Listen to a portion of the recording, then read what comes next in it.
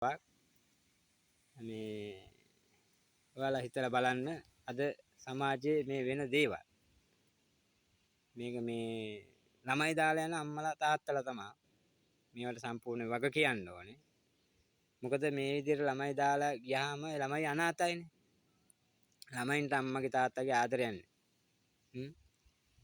ළමයි මාර විදිහට දුක් විඳිනවා. මෙහෙම ගියොත් එහෙම ඉදිරියට අනිවාර්යයෙන්ම සිංහල කියන පරම්පරාවක් නැති වෙනවා. මොකද මේ වෙන වැඩෙන් දැන් ඉස්සරවම නෑ අපි පොඩි කාලේ ඔය වගේ එකක් අහන්නේ කලාතුරකින්. දැන් එහෙම නෑ. දැන් මේ වගේ බැලුවොත් තියෙන්නේ ඔය වගේ එකක්. බැලුවොත් තියෙන්නේ ඔය වගේ එකක් තමයි. ඉතින් ඒකට නිසි පියවරක් ගන්න පුළුවන් නේද?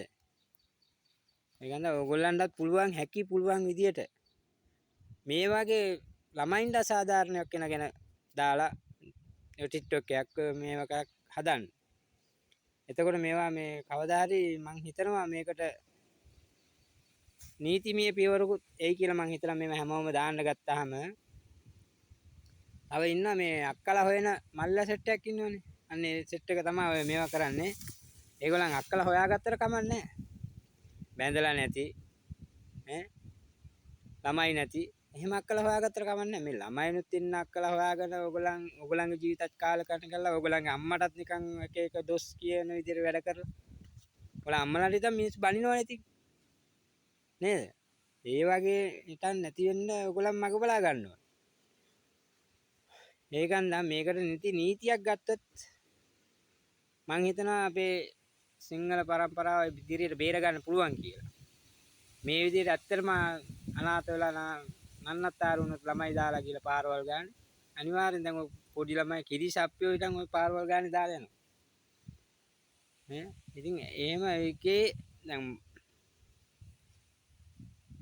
අපිට පුළුවන් විදිහට මට පුළුවන් විදිහට මම දුක් පාන්සලා මගේ ළමයි තුන්දෙනා මං හදනවා. ඉස්කෝලේට දාලා හදනවා.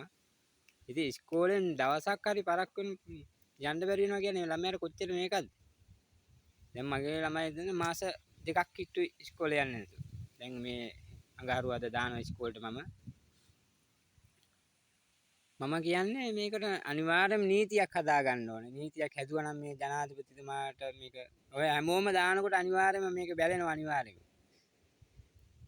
මොකද මේකට නීතියක් නැති නිසා තමයි ඔය විදිහට කරන්නේ.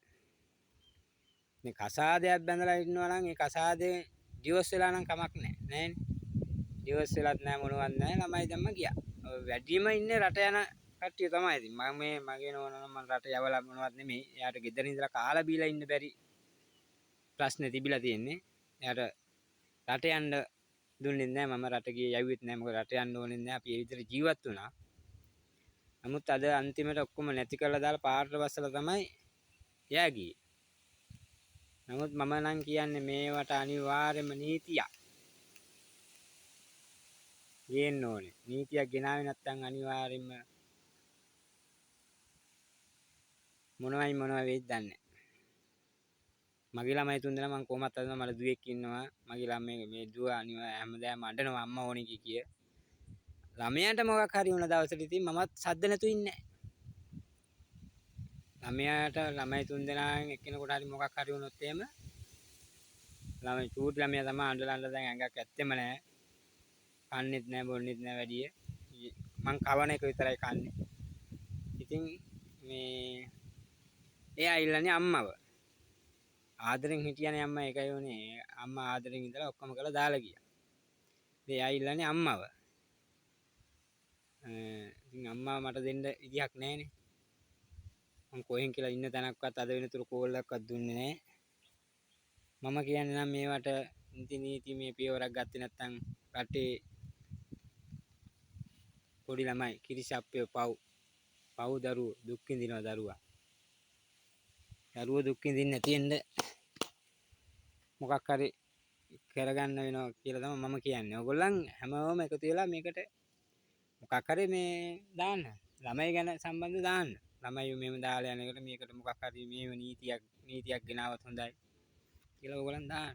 එතකොට මම හිතනවා මේක මේ නීති මාර්ගයක් මේකට ගන්න පුළුවන් කියලා.